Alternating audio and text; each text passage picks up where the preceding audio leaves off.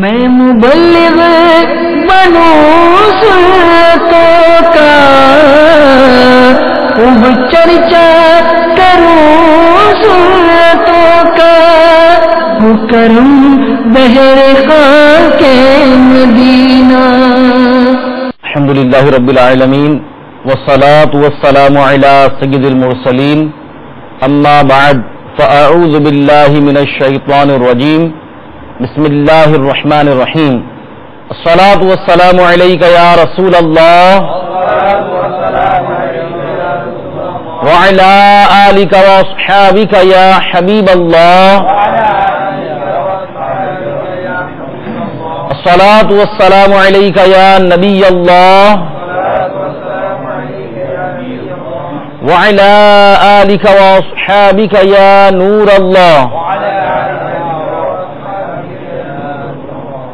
الحمدللہ عز و جل، اس وقت بنگلہ دیش کے شہر ڈھاکہ کے ایک علاقے میں الحمدللہ مختصر سا سنتوں بھرا ایک اجتماع رکھا گیا ہے۔ انشاءاللہ عز و جل مکمل توجہ کے ساتھ دین کی پیاری پیاری باتیں سنیں گے انشاءاللہ۔ پیارے آقا مدینے والے مصطفیٰ صلی اللہ تعالی علیہ وآلہ وسلم کا فرمان عالی شان ہے، جس کا مفہوم کہ جو دنیا میں مجھ پر کثرت سے درود پاک پڑھے گا، کل بروز قیامت میں اس کی شفاعت کروں گا۔ صلو علی الحبیب صلی اللہ تعالی علی محمد صلی اللہ علیہ وسلم۔ میٹھے میٹھے اسلامی بھائیوں اور مدنی چینل کے ناظرین، انشاءاللہ اس مختصر سے بیان میں اپنی آخرت سے متعلق کچھ سنیں گے۔ یہ اللہ تبارک و تعالیٰ کا کرم ہے کہ اللہ تعالیٰ نے ہمیں اپنے دین کی باتیں سننے، پیارے آقا صلی اللہ علیہ وسلم کی نعتیں پڑھنے، اللہ کی بارگاہ میں دعا کرنے، مناجات کرنے کا ایک موقع عطا فرمایا۔ میٹھے میٹھے اور محترم اسلامی بھائیو، الحمدللہ ہم مسلمان ہیں، اور مسلمان کا ہر کام اللہ تبارک و تعالیٰ کی رضا کے لیے ہونا چاہیے۔ آج اوور آل دنیا بھر میں جو ہمارے مسلمان ہیں، ان کی ایک بہت بڑی میجورٹی، اکثریت، وہ پرابلمس میں، پریشانیوں میں ہے، مسائل میں ہے۔ جن کے پاس پیسہ ہے وہ بھی پریشان، جن کے پاس پیسہ نہیں وہ بھی پریشان۔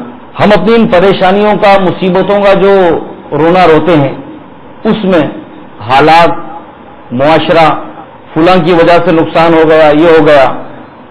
اصل حقیقت یہ کہ انسان اگر اپنے اعمال پر غور کرے تو بہت سارے ایسے اعمال ہیں کہ جو اللہ کی ناراضگی کی وجہ بنتے ہیں، اس پر ہماری توجہ نہیں ہوتی۔ جس ملک میں بھی ہم رہیں، جس طرح بھی ہم بنگلہ دیش میں ہیں، تو گورنمنٹ آف بنگلہ دیش کے جو بھی رولز ہیں ہمیں اس کو فالو کرنا ہے۔ اگر اس کو فالو نہیں کریں گے تو گورنمنٹ ہمیں پنش کرے گی، اس کی سزا ملے گی۔ اگر ہم پاکستان میں چلے جائیں گے، وہاں کے رولز کو فالو کرنا پڑے گا۔ ایئرپورٹ چلے جائیں گے، ایئرپورٹس کے رولز کو فالو کرنا پڑے گا۔ جہاں ہیں وہاں کے رولز کے ہم پابند ہیں۔ فورن میں چلے جائیں، یو کے میں چلے جائیں، یو ایس اے میں چلے جائیں، یو اے ای میں چلے جائیں، وہاں کے جو بھی ڈرائیونگ کے رولز ہیں، جو بھی حکومت کے رولز ہیں، اس کو فالو لازمی کرنا ہے، ورنہ سزا ملے گی۔ تو دنیا کے قانون جہاں جائیں ہم اس قانون کے پابند بن جائیں، اور ہم مسلمان ہیں، بطور مسلمان ہم شریعت کے پابند نہ بنیں، اللہ کے احکام کے پابند نہ بنیں۔ گورنمنٹ کا رول توڑا، گورنمنٹ نے پکڑ لیا۔ گناہ کرنا اور برائی کرنے کے بھی مختلف انداز ہیں۔ برائی سب سے ہوتی ہے، گناہ ہوتے ہیں، ہم انسان ہیں، عام انسان ہیں۔ اللہ کے نبی، انبیاء کرام علیہ السلام اور فرشتے یہ معصوم ہیں، یہ اللہ جس کو چاہے گناہوں سے بچا لے وہ بچ سکتا ہے۔ ہم جیسے انسان ان سے دن رات گناہ ہوتے ہیں، ہماری توجہ نہیں رہتی، ورنہ گناہ ہم سے ہوتے ہیں، اللہ کی نافرمانی ہوتی ہے۔ تو ایک وہ گناہ ہے جو بندہ چھپ کر کرتا ہے، لوگوں پر ظاہر نہیں ہوتا، اس کو پتا ہے میں غلط کام کر رہا ہوں، برائی کر رہا ہوں، اللہ کی ناراضگی والا کام کر رہا ہوں، لیکن وہ چھپ کر کرتا ہے۔ چھپنے کی وجہ اللہ کا خوف نہیں ہے، لوگوں کی شرم ہے، لوگوں سے حیا ہے۔ اب وہ چھپ کر گناہ کر رہا ہے۔ ہم سمجھ سکتے ہیں چھپ کر کتنے گناہ ہیں۔ کئی ایسے لوگ ہیں شراب نوشی کرتے ہیں، پبلک میں نہیں کرتے، چھپ کر کرتے ہیں، اپنی گیدرنگ ہوتی ہے۔ کئی ایسے لوگ بدکاریاں کرتے ہیں، لوگوں کے سامنے نہیں کرتے، ایک گیدرنگ ہوتی ہے ان کے ساتھ کرتے ہیں وہ۔ اسی طرح اور بہت سارے ایسے گناہ ہیں کہ بندہ لوگوں سے چھپ کر وہ کرتا ہے، اللہ سے نہیں ڈرتا۔ اور ایک وہ گناہ ہے کہ بندہ لوگوں کا بھی خوف نہیں رکھتا، لوگوں کے سامنے بھی وہ گناہ کرتا ہے. دونوں صورتوں میں چاہے لوگوں کے سامنے گناہ ہو یا چھپ کر ہو، دونوں صورتوں میں اللہ کا خوف نہیں ہے. اللہ سے ڈر کر بندہ اللہ کے خوف کی وجہ سے گناہ چھوڑ دے، اللہ کے خوف کی وجہ سے بندہ گناہ سے بچ جائے، یہ بس اللہ جس کو چاہے بچا لے. کئی ایسے واقعات ہیں کہ اللہ کے نیک بندے گناہ کا ان کو موقع ملا، انہوں نے گناہ نہ کیا، اللہ کے خوف سے بچ گئے، گناہ سے باز رہے. صلو علی الحبیب صلی اللہ تعالی علی محمد. اس سلسلے کا بقیہ حصہ آذان عصر کے بعد ملاحظہ کیجیے. عاشقان رسول متوجہ ہوں، باب المدینہ کراچی میں اذان عصر کا وقت ہو چکا ہے. بسم اللہ الرحمن الرحیم. الصلاة والسلام علیک یا رسول اللہ وعلى آلك وأصحابك يا حبيب الله. الصلاة والسلام عليك يا نبي الله وعلى آلك وأصحابك يا نور الله. عاشقان رسول متوجہ ہوں، براہ راست ہونے والی اذان سنتے ہی گفتگو اور کام کاج روک کر اذان کا جواب دیجیے اور ڈھیروں نیکیاں کمائیے. مگر یہ اذان ریکارڈ شدہ ہے، اس کا جواب دینا ضروری نہیں. اللہ اکبر اللہ اکبر اللہ اکبر اللہ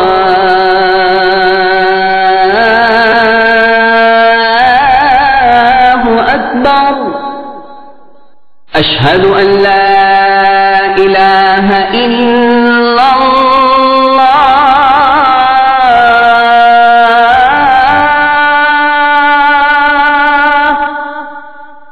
اشہد ان لا الہ الا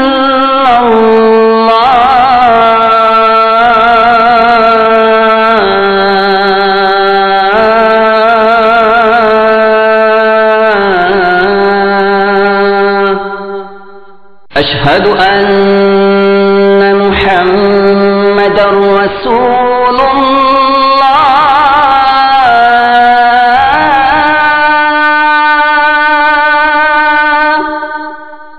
اشہد ان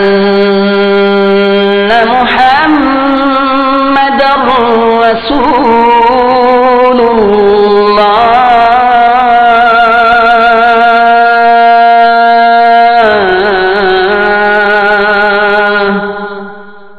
حي على الصلاة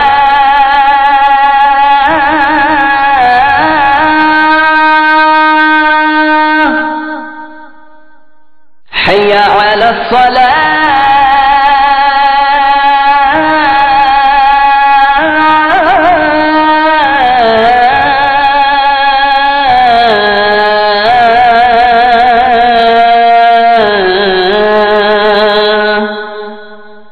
حي على الفلاح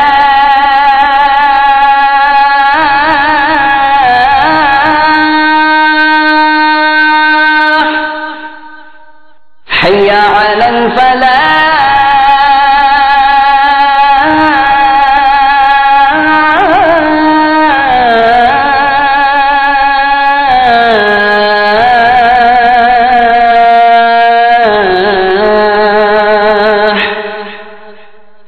اللہ اکبر اللہ اکبر لا الہ الا اللہ.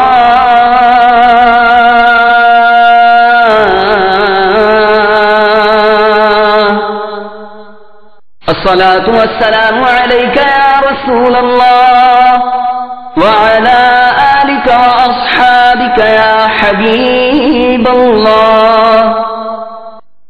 اللهم رب هذه الدعوة التامة والصلاة القائمة آت سيدنا محمدا الوسيلة والفضيلة والدرجة الرفيعة وابعثه مقاما محمودا الذي وعدته وارزقنا شفاعته يوم القيامة إنك لا تخلف الميعاد برحمتك يا أرحم الراحمين.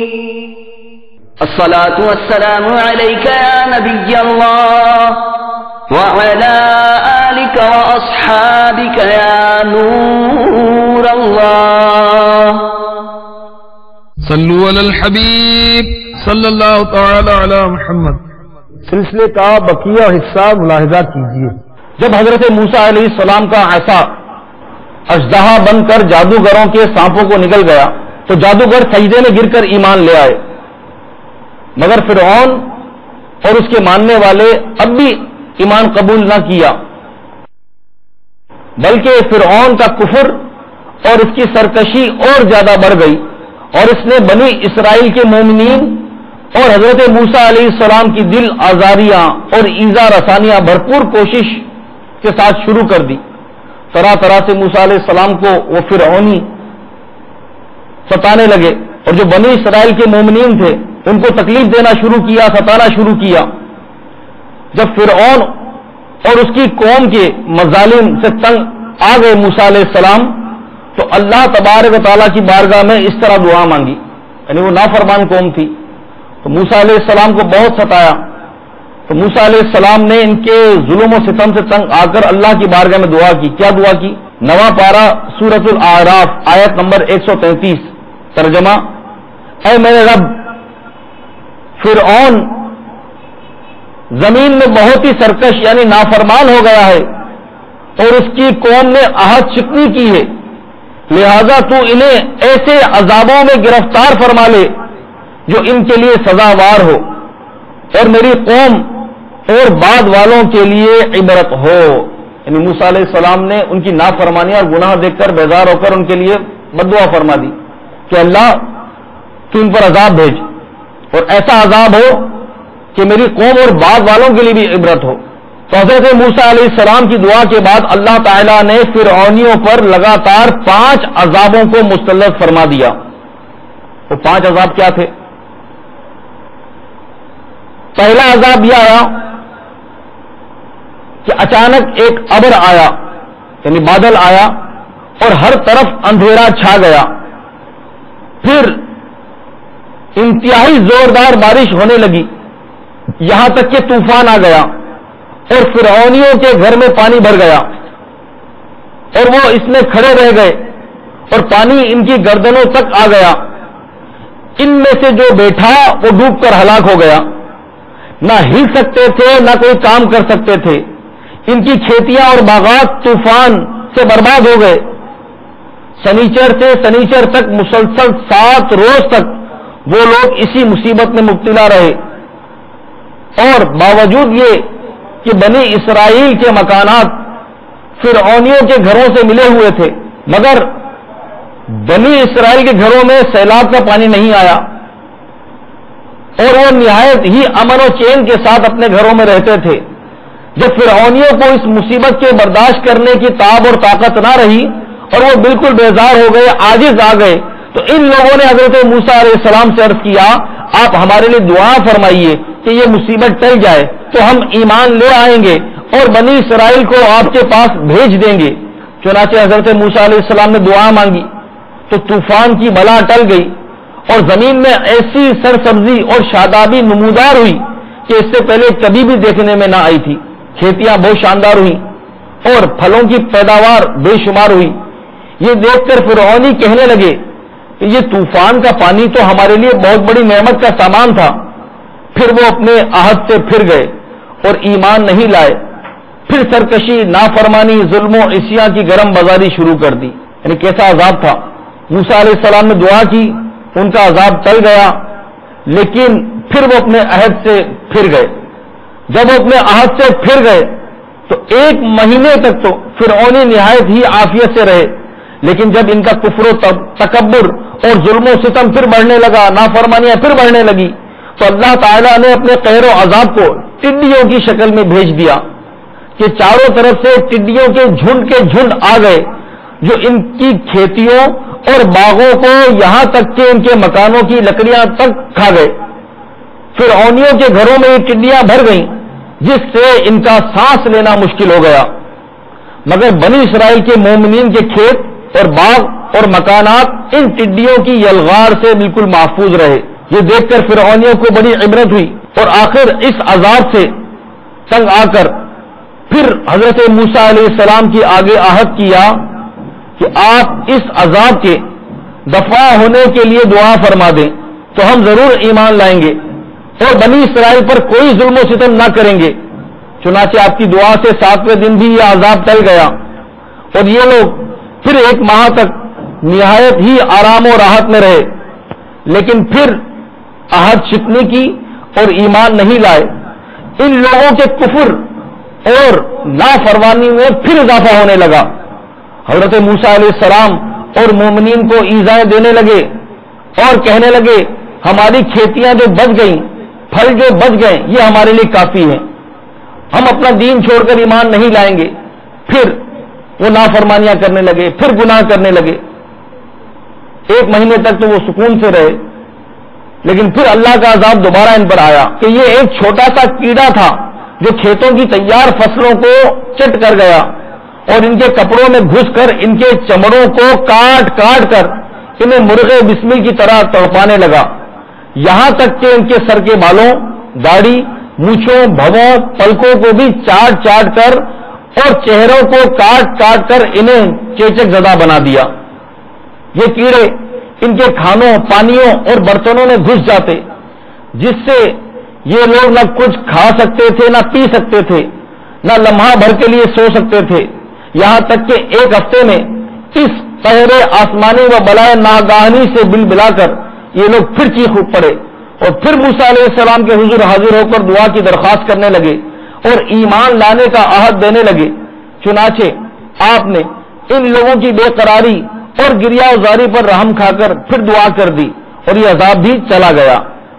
لیکن فرعونیوں نے پھر اپنے عہد کو، وعدے کو توڑ دیا اور پہلے سے بھی زیادہ ظلم کرنے لگے، نافرمانیاں کرنے لگے. پھر اللہ کا عذاب دوبارہ ان پر آیا 1 مہینے کے بعد. چوتھا عذاب کیا آیا ان پر؟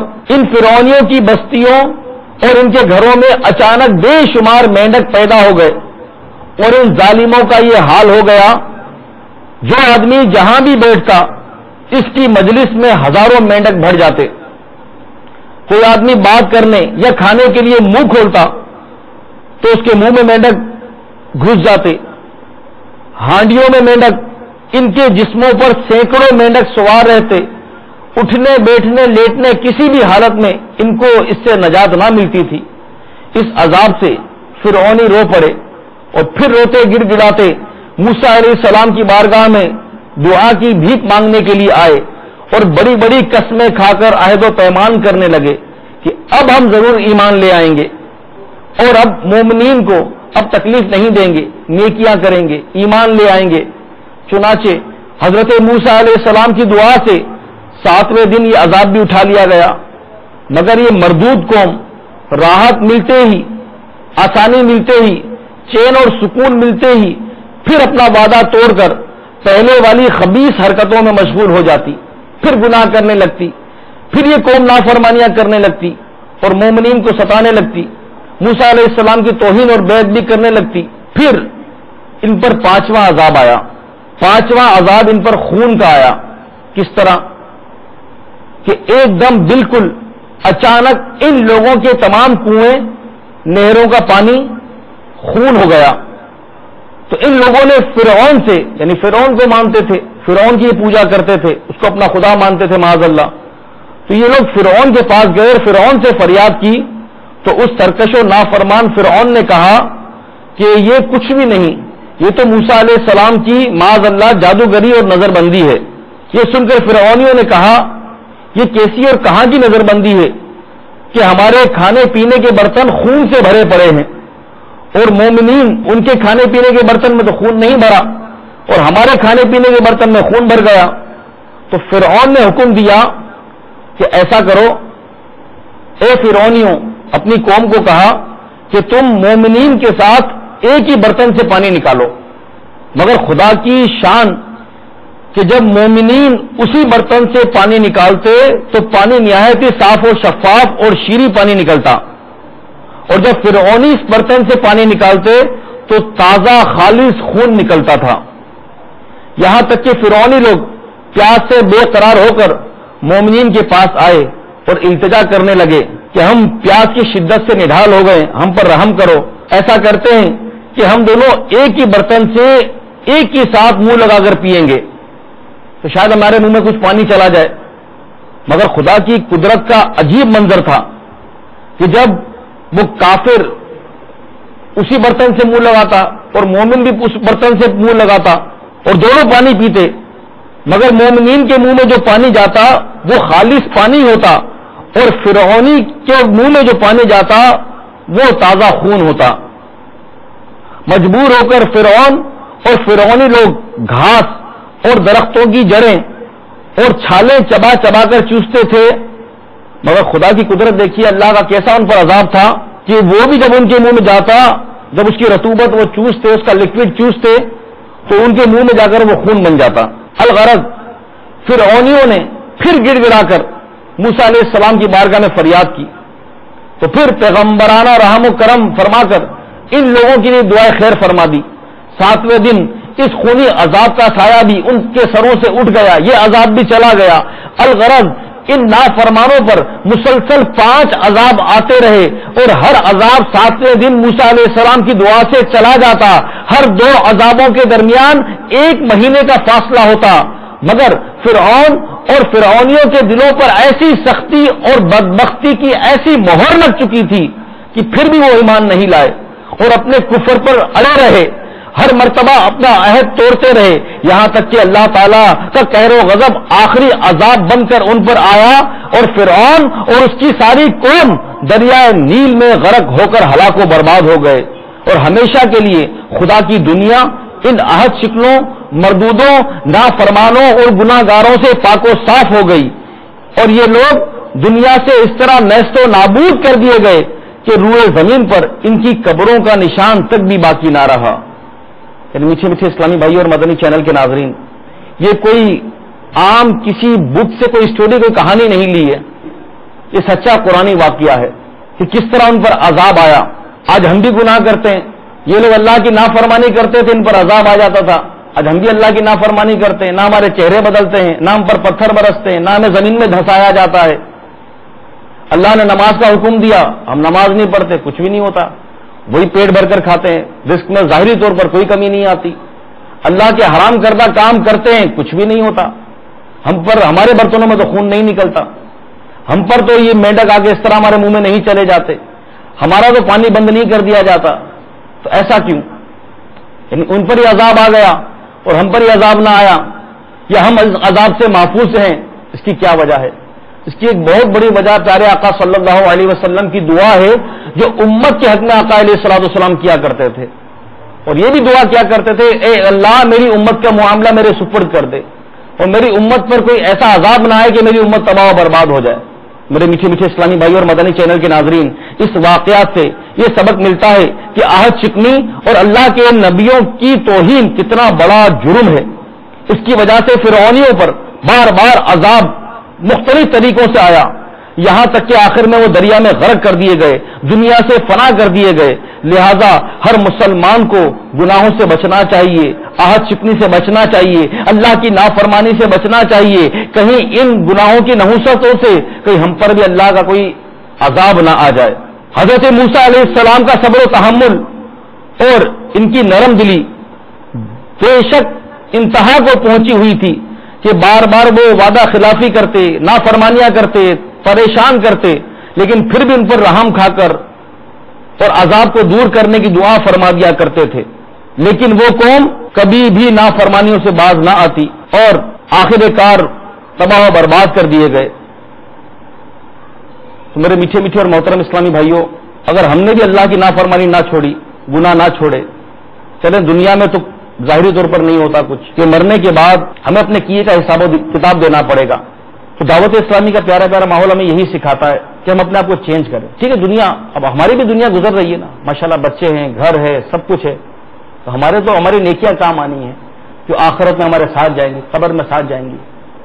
مسلمانوں کو گناہوں سے بچنا چاہیے. مسلمان گناہوں سے بچنے کے بجائے گناہ کرنے کے راستے تلاش کرتے ہیں کہ گناہ کیسے کیا جائے, برائی کیسے کی جائے. پھر جو بندہ گناہ کرے گا قیامت کے دن یہ آزاد جسم کے آزادی گواہی دیں گے, اور جن جن لوگوں پر وہ گناہ ظاہر ہوا ہے وہ بھی گواہی دیں گے, ہاں اللہ واقعی اس نے گناہ کیا تھا.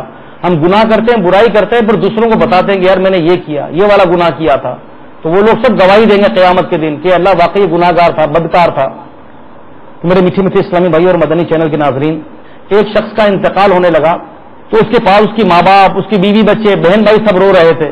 تو اس نے اپنے باپ سے پوچھا, اے میرے باپ تو کیوں روتا ہے؟ کہا میرے بیٹے بڑی محنت مشقت سے میں نے تجھے پالا, اب تیرا آخری وقت میں یہ سوچ سوچ کے رو رہا ہوں کہ تیرے مرنے کے بعد میرا کیا بنے گا.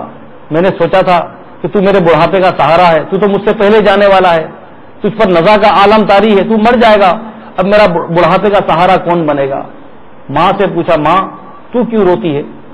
کہتی ہے بیٹا میں نے بڑی مشکل سے تجھے پالا, اپنا خون جگر پلایا, بڑی محنت سے تجھے پال پوس کے بڑا کیا, اب تو میری آنکھوں کے سامنے سے جا رہا ہے, عنقریب دنیا سے چلا جائے گا, تو یہ سوچ سوچ کے رو رہی ہوں تیرے جانے کے بعد میرا کیا بنے گا.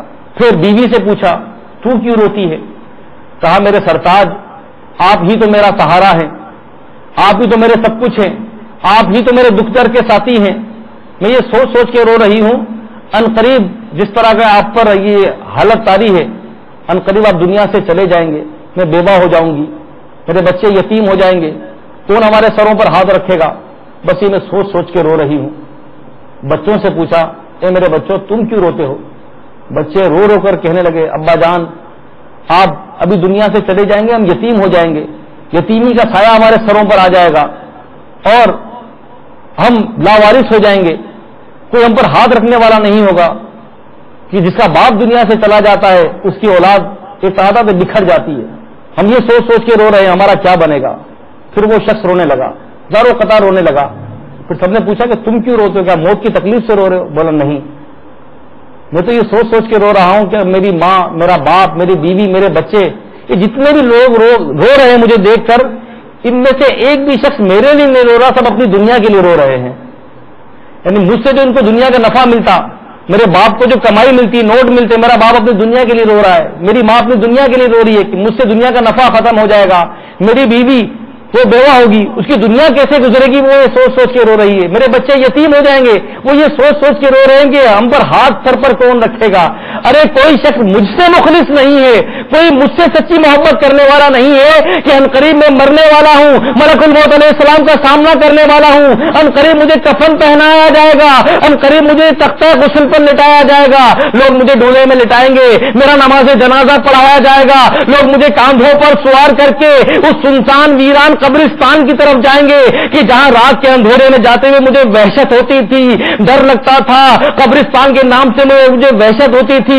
عنقریب لوگ مجھے وہاں لے جائیں گے, قبر کھود کر مجھے اس کے اندر ڈال دیں گے, اس پر تختے اور سل رکھ دیں گے, اس پر مٹی ڈال دیں گے, لوگ سب چلے جائیں گے, میری قبر میں منکر نکیر آئیں گے, مجھ سے سوال جواب کریں گے. اگر میری مغفرت نہ ہوئی, اللہ مجھ سے راضی نہ ہوا, تو مجھ پر عذاب کے فرشتے مسلط ہو جائیں گے, میری قبر میں جہنم کی کھڑکی کھول دی جائے گی. میرا کیا بنے گا؟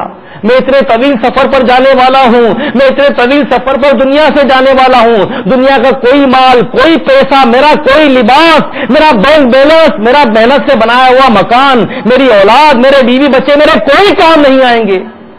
میرے اعمال کام آئیں گے. میں سوچ سوچ کے رو رہا ہوں کہ میرے پاس نیکیاں نہیں ہیں اور بہت بہت طویل سفر ہے, بہت طویل سفر ہے.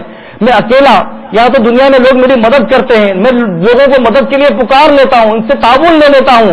قبر میں میری مدد کون کرے گا؟ کہ جو مجھے دفنانے کے لیے جائیں گے 5 آدمی جائیں گے, یعنی میں ہوں گا, 4 مجھے کاندھا دیں گے, میں وہیں رہ جاؤں گا, یہ چاروں پلٹ کر واپس آ جائیں گے. میرے ساتھ ایک رات بھی کوئی نہیں رکے گا, میری اولاد بھی مجھے چھوڑ کر آ جائے گی, میرے بھائی بھی چھوڑ کر آ جائیں گے, میرا باپ ابھی تو رو رہا ہے, ایک رات بھی میرے ساتھ قبر پر نہیں ٹھہرے گا. کہ میرا بچہ, آج اس کی قبر کی پہلی رات ہے, اس کو چھوٹی سی قبر میں پیک کر دیا گیا ہے, یہ جب لائٹ چلی جاتی تھی پریشان ہوتا تھا، پنکھا اے سی بند ہوتا تھا یہ پریشان ہوتا تھا، یہ اندھیرے سے ڈرتا تھا، گرمی سے یہ پریشان ہوتا تھا، یہ تنہا نہیں رہ پاتا تھا، میرا بچہ میرا لختے جگر قبر میں آج کیسے رہے گا؟ میرے بچے جو مجھ سے اتنی محبت کرتے تھے یہ بھی ایک رات میری قبر پر نہیں ٹھہریں گے، مجھے دفنا کر آ جائیں گے، یہ کون میرے ساتھ رہے گا؟ میں کیسے قبر میں رکوں گا؟ میں کیسے قیامت تک قبر میں پڑا رہوں گا؟ کیسے حساب و کتاب دوں گا؟ تو مجھے یہ سوچ سوچ کر رونا آ رہا ہے کہ میرا جانے کے بعد بنے گا کیا؟ میں نے جو کیا دنیا کے لیے کیا، دنیا تو چھوٹ رہی ہے، دنیا تو چھوٹ رہی ہے۔ اے میرے بچوں، اے میری بیوی، اے میرے ماں باپ، میں نے جو اتنی محنت مشقت سے دنیا کمائی، حلال حرام کی تمیز نہیں کی، سود کا پیسہ لیا کہ تم سکون سے رہو، اب تم عیش کرو گے اس کا سارا وبال مجھ پر آئے گا، حساب مجھے دینا پڑے گا۔ میں کیسے حساب دوں گا؟ میں کیسے حساب دوں گا؟ میں اللہ کی بارگاہ میں کیسے پیش ہوں گا کہ میں نیک آدمی نہیں، میں گناہ گار ہوں، اور گناہ گاروں کے لیے سخت عذاب ہے۔ تو دنیا میں غافل رہا، نافرمانیاں کرتا رہا، اللہ کو ناراض کرتا رہا، اب میرے پاس چانس نہیں ہے، اب میرا چانس ختم ہو رہا ہے، اینڈ ہو رہا ہے میری لائف کا۔ میں نے بہت عیش کیے، بہت نافرمانیاں کی، نیکیاں نہیں کی، اب میرا کیا بنے گا؟ اور اتنا طویل سفر ہے۔ ہم لوگ بھی جیسے آتے ہیں، بنگلہ دیش میں آیا، اپنا جتنا میرا اسٹے تھا میں اتنا سامان لے کر آیا کہ مجھے پریشانی نہ ہو۔ یہ تو کتنا مہینے کا سفر ہوگا، ایک مہینے کے لیے بھی ہم کتنی تیاری کرتے ہیں، جب ہزاروں سال قبر میں رہنا ہے، ہزاروں سال، اس کے لیے ہماری کیا تیاری ہے؟ دنیا کے لیے ویسٹ اوپر مکان، تو یہ چیز تو وہ چیز، اگر گھر لینا تو اس میں یو پی ایس تو آئی پی ایس تو جنریٹر، گرمی نہ لگے، پریشانی نہ ہو، ٹینشن نہ ہو۔ ہم بیمار ہوتے ہیں تو دل کرتا ہے گھر والے ہوں، بال بچے سب ہوں، کوئی میرا سر دبا رہا ہو، کوئی میرا پاؤں دبا رہا ہو، کیا ہماری حالت ہوتی ہے۔ اسپتال میں اللہ نہ کرے ایک دن رہنا پڑے تو ہمارا دل کرتا ہے کوئی نہ کوئی میرے ساتھ ہو، مجھے تکلیف ہوتی ہے، پرابلم ہوتی ہے۔ اور قبر میں تنہا پڑے ہوں گے، کون ہمارے ساتھ ہوگا؟ کون ہمارے ساتھ ہوگا؟ تو میٹھے میٹھے اسلامی بھائی، یہی وہ باتیں ہیں کہ جو اگر ہم اس کو ایکسپٹ کر لیں، کرتے ہیں ایک تھوڑے سے ٹائم کے لیے، کیونکہ ہمارے دل سخت ہو گئے، سیاہ ہو گئے، آج ہمیں مزہ نہیں آتا، عجیب سا لگتا ہے دینی باتیں جو نا، بس ٹھیک ہے یار، دیکھا جائے گا، دیکھا جائے گا، باقی دیکھا جائے گا، خدا کی قسم دیکھا جائے گا، دیکھا جائے گا باقی۔ قبر میں جانے کے بعد سب کو دیکھنا پڑے گا کہ کیا گزرتی ہے، کیونکہ اس کا پریکٹیکل نہیں ہے۔ پریکٹیکل جو دنیا سے چلا گیا اس نے پریکٹیکل کر لیا، ہمیں بھی اس کا پریکٹیکل کرنا ہے۔ تختہ غسل پر کس طرح لیٹا جاتا ہے ہمیں پریکٹیکل نہیں ہے، کفن کس طرح پہنا جاتا ہے ہمیں اس کا پریکٹیکل نہیں ہے۔ قبر میں ہم نے لوگوں کو تو اتارا ہے، ہمیں جب اتاریں گے تو ایک ہی دفعہ ہوگا، فرسٹ اینڈ لاسٹ۔ ہم نے شاید لوگوں کو کفن پہنائے ہو، لوگوں کو کاندھا دیا ہو، میں میت کے ڈولے میں لیٹا ہوں اور لوگ کاندھا دے رہے ہوں، اس کا پریکٹیکل نہیں ہے، ایک ہی دفعہ ہوگا۔ دنیا سے سب نے جانا ہے۔ نیک کام کرنے کے لیے نیک ماحول ضروری ہے۔ آپ کو بھی میں دعوت دیتا ہوں کہ دعوت اسلامی کے ساتھ آپ فل ٹائم اٹیچ ہو جائیں۔ میں یہ نہیں کہتا گھر چھوڑ کر آپ مسجد میں آ جائیں، آئیں گے چلو مرحبا، لیکن پھر بھی جیسے جمعرات اجتماع ہوتا ہے، ہر شہر میں ہوتا ہے، یہاں ڈھاکہ میں بھی ہوتا ہے، پاکستان میں بھی ہوتا ہے، آپ جہاں بھی رہتے ہیں جمعرات اجتماع میں چلے جائیں۔ فیضان مدینہ ہے ہمارا سعید آباد جونو پوت موڑ میں، مغرب کی نماز کے بعد اجتماع ہوتا ہے، آپ اجتماع میں تشریف لائیں، آپ مدنی قافلوں میں سفر کریں، آپ مدنی انعامات پر عمل کریں۔ مختلف شہروں میں دعوت اسلامی کے مدرسے لگتے ہیں، پاکستان میں بھی، بنگلہ دیش میں بھی۔ تو دعوت اسلامی کے مدرسوں میں رات کو عشاء کے بعد لگتے ہیں، اگر قرآن نہیں پڑھا تو قرآن پڑھ لیں، سنتیں سیکھ لیں، دعائیں یاد کر لیں، وضو غسل نماز سیکھ لیں۔ تو میٹھے میٹھے اسلامی بھائیو، یہ ہے پیاری پیاری دعوت اسلامی۔ انشاءاللہ اگر آپ دعوت اسلامی کے ساتھ وابستہ رہیں گے تو نیکیاں کرنا آسان۔ اب دل تو سب کا کرتا ہے، کیسے کریں؟ اب کسی نے کہا یار مجھے انگلش سیکھنی ہے، تو جب انگلش سیکھنے کے لیے اس کے انسٹیٹیوٹ میں جائے گا تو ہی سیکھ سکے گا۔ کمپیوٹر سیکھنا ہے، کمپیوٹر سینٹر میں جائے گا تو سیکھ سکے گا۔ تو نیکیاں کرنی ہے لیکن نیک ماحول سے وابستہ نہیں رہنا، تو نیکیاں کیسے کریں گے؟ تو نیکیاں کرنے کے لیے نیک ماحول سے وابستہ رہیے تو انشاءاللہ نیکیاں کرنا آسان ہو جائے گا۔ اللہ تعالیٰ ہم سب کو عمل کی توفیق عطا فرمائے۔ صلو علی الحبیب صلی اللہ تعالی علی محمد صلی اللہ علیہ وسلم۔ میں مبلغ بنوں سنتوں کا، خوب چرچا کروں سنتوں کا، کرم بہر خاک